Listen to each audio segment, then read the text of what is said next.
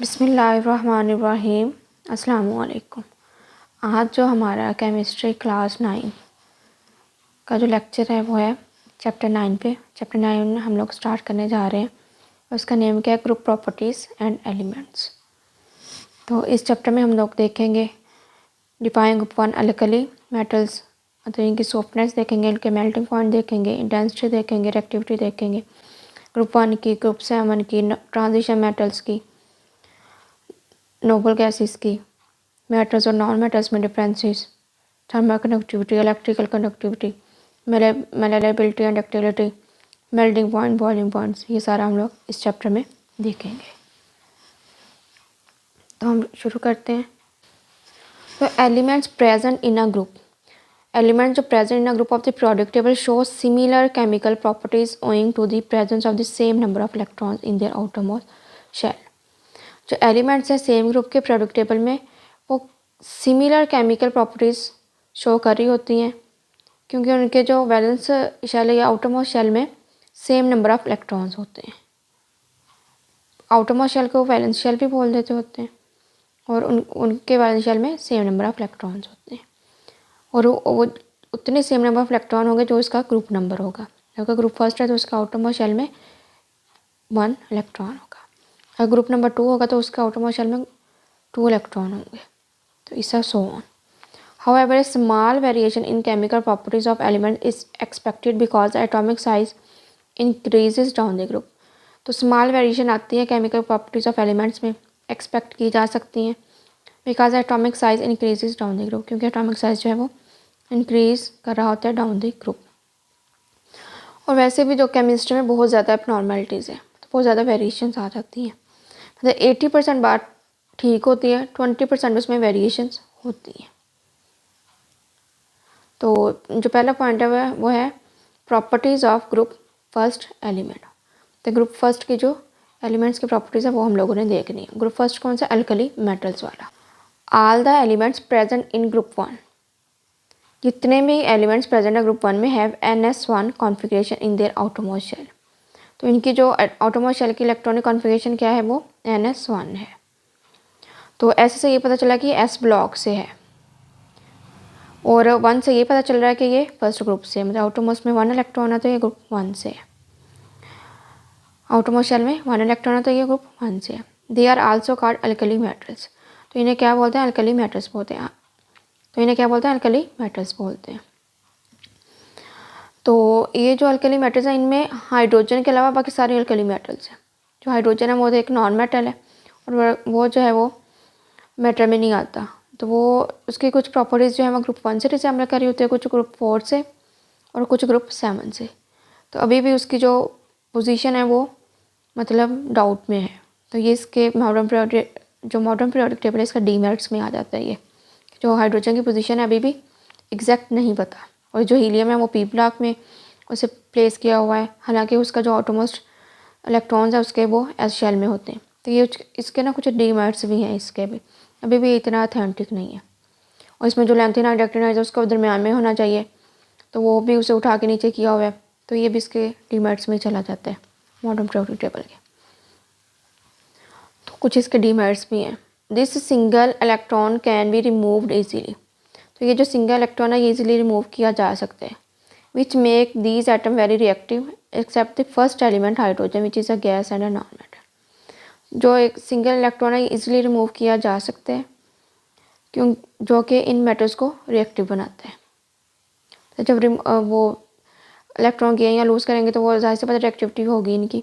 तो यहाँ पे अब ये लूज़ करके जो है वो रिएक्टिविटी बढ़ा रहा है। Except the first element hydrogen which is a gas, जो कि फर्स्ट एलिमेंट जो हाइड्रोजन है वो गैस है और नॉन मेटल है।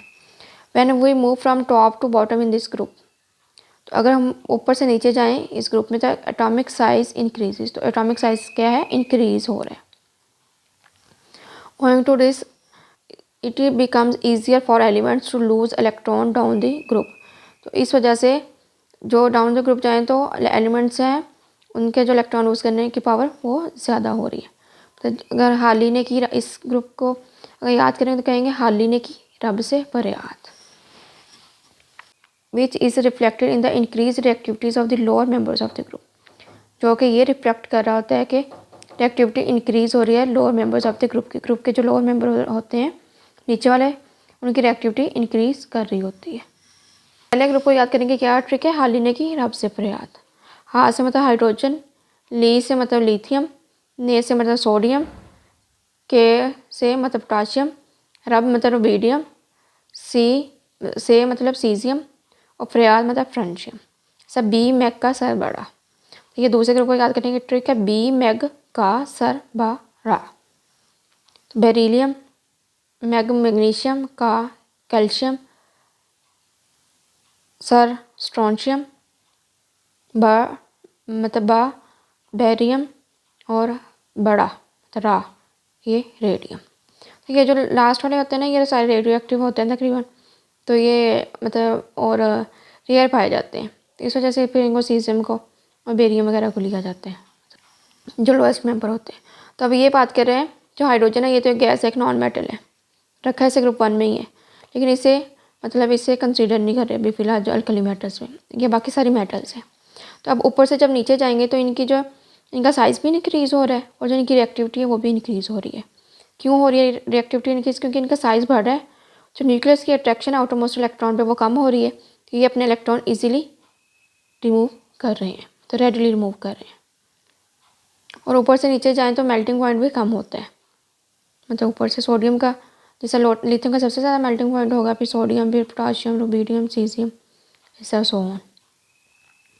और जो इनकी डेंसिटी है वो हाई होगी ऊपर से नीचे, मेल्टिंग पॉइंट ऊपर से नीचे कम होगा और जो डेंसिटी है वो हाई होगी, और जो रिएक्टिविटी है वो भी ऊपर से नीचे हाई होगी।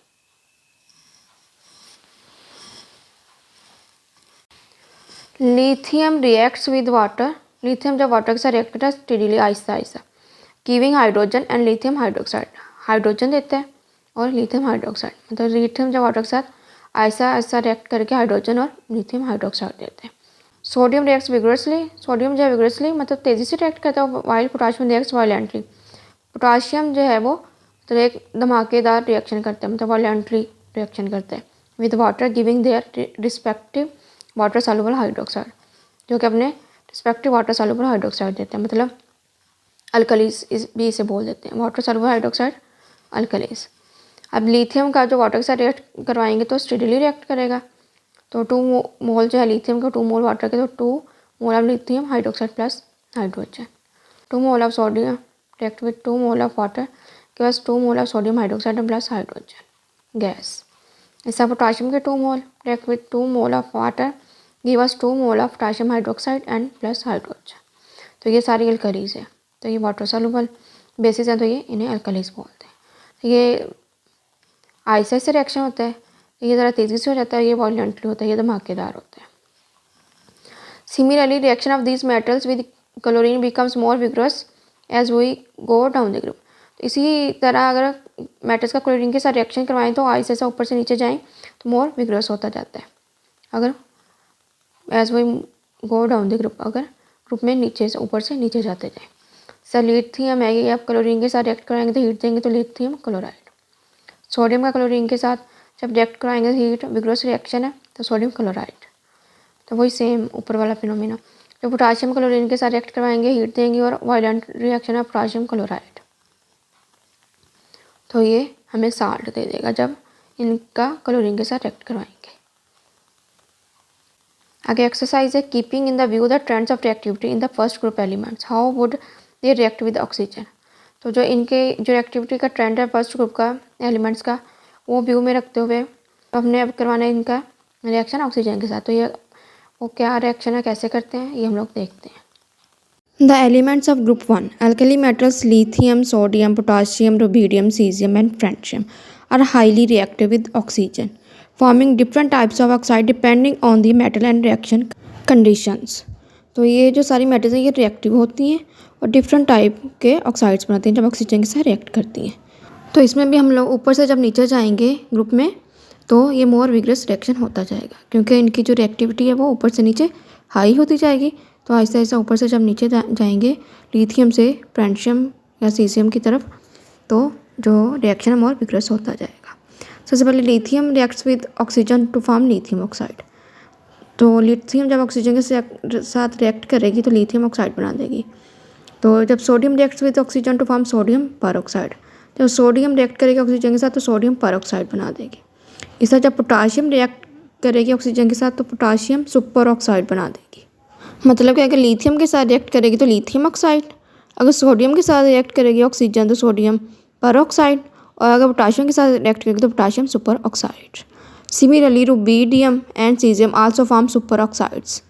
मतलब जो रुबीडियम और सीजियम है ये भी जब ऑक्सीजन के साथ रिएक्ट करती हैं तो ये भी पोटाशियम की तरह सुपर ऑक्साइड्स बनाती हैं। तो इसमें जब ऊपर से नीचे जाते जाएंगे ना तो जो रिएक्शन है वो मोर विग्रस होता जाएगा। क्यों होता जाएगा? क्योंकि रिएक्टिविटी ऊपर से नीचे इंक्रीज होती जाएगी। आगे है इंटरेस्टिंग इंफॉर्मेशन। इंटरेस्टिंग इंफॉर्मेशन देखते हैं। Lithium sodium and potassium are lighter than water. जो लिथियम सोडियम एंड पोटाशियम है ये वाटर से लाइटर होती है, मीन की जो इनकी डेंसिटी है वो कम होती है। But rubidium sinks in water, लेकिन जो रुबीडियम है वो वाटर के ऊपर सिंक कर रही होती है। Caesium explodes on contact with water. जब सीजियम वाटर के साथ कॉन्टैक्ट करती है तो ये धमाका करती है, पॉसिबली शटरिंग द कंटेनर। और ये भी समटाइम पॉसिबल होता है कि ये कंटेनर को मतलब शटर कर दे, मतलब तबाह कर दे, क्योंकि इसमें हाइड्रोजन गैस रिलीज़ हो रही होती है, सब में हो रही होती है, लेकिन ये जो इसका जो रिएक्शन ये वायलेंटली होता है, एक्सप्लोड धमाकेदार होता है। तो ये समटाइम ये होता है कि कंटेनर को भी जो ख़राब करते हैं, शटर करते हैं। Increase in atomic size increase होगा डाउन दी फर्स्ट ग्रुप। अगर फर्स्ट ग्रुप में मतलब ऊपर से नीचे की तरफ जाएँ। Also weaken the inter atomic attraction of the atomic matters. तो जो इंटर एटॉमिक अट्रैक्शन है एटॉमिक मैटर्स का वो भी वीक होगा। तो जो न्यूक्लियस की अट्रैक्शन है आउटरमोस्ट इलेक्ट्रॉन्स पे वो कम होती जाएगी। साइज़ बड़ा होता जाएगा तो न्यूक्लियस की जो अट्रैक्शन है आउटरमोस्ट इलेक्ट्रॉन्स पे वो कम होती जाएगी। ये मैंने वही एग्जांपल दी थी, जैसे एक टीचर है, अगर उसकी क्लास में 2 रोज़ हैं तो वो उसकी अट्रैक्शन दोनों रो पे ज़्यादा है, मतलब दोनों रो को ज़्यादा अच्छे से पढ़ा सकते हैं। अगर वही रो 2 से 7-8 तक चली गई तो उसके लिए मैनेज करना मुश्किल हो जाता है। तो ये बिल्कुल सेम है। तो साइज़ बढ़ता जाएगा तो जो न्यूक्लियस की अट्रैक्शन ऑटोमोस्ट इलेक्ट्रॉन पे वो कम होती जाएगी। This fact makes the softer down the group. तो ये जो फैक्ट है ये ग्रुप में मतलब ऊपर से नीचे सॉफ्टर बना देते हैं मेटल्स को। And their melting point decreases, और इनके जो मेल्टिंग पॉइंट है वो भी डिक्रीज हो जाते हैं। As we go down the first group, अगर हम फर्स्ट ग्रुप के ऊपर से नीचे जाएँ, both the size and volume of the atoms increase. तो साइज़ भी इंक्रीज़ होगा तो वॉल्यूम ऑफ एटम्स भी इंक्रीज़ होगा। As the number of electron and proton increase. क्यों होगा? क्योंकि नंबर ऑफ इलेक्ट्रॉन भी इंक्रीज़ करेंगे और नंबर ऑफ प्रोटॉन भी इंक्रीज़ करेंगे। But the increase in mass of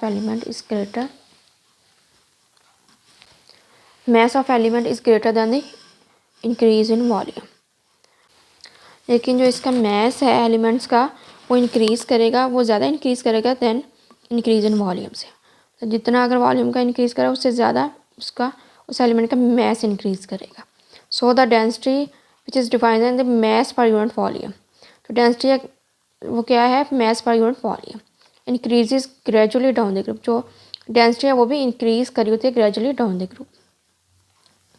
जो मेटल है इनके जो मेल्टिंग पॉइंट है देखें ऊपर से नीचे डिक्रीज़ हो रहे हैं, और जो सॉफ्टनेस है वो भी ऊपर से नीचे क्या हो रही है?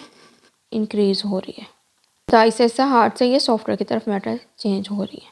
और दूसरा ये कि इनकी जो मेल्टिंग पॉइंट है वो ऐसा कम हो रहे हैं। सबसे ज़्यादा लिथियम का है और सीजियम का सबसे कम मेल्टिंग पॉइंट है। तो ये पीछे एमसीक्यूज़ भी है, इन चारों में से पूछा हुआ है कि किसका जो मेल्टिंग पॉइंट है हाईएस्ट है, तो वो सोडियम का हाईएस्ट है। पिक्चर नंबर 8 में ये एमसीक्यूज़ पूछा हुआ है कि which element has the highest melting point. तो 4 ऑप्शन ये चारों दिए हुए हैं, उसमें जो सोडियम है वो करेक्ट है कि सोडियम जो है वो हाईएस्ट मेल्टिंग पॉइंट रखता है। आगे डेंसिटी ग्राम पर सेंटीमीटर क्यूब। तो जो डेंसिटी है वो डाउन द ग्रुप जाए तो वो हाई होती जाती है। तो यहाँ तक था हमारा लेक्चर। अगर किसी का कोई क्वेश्चन है तो आप कमेंट सेक्शन में पूछ सकते हैं। मिलते हैं नए लेक्चर के साथ, एक नई वीडियो के साथ, एक नए टॉपिक के साथ। अल्लाह ताला आपका हामी और नासिर हो। अल्लाह ताला आपको दुनिया जहाँ की हर खुशी दे। अल्लाह हाफिज़।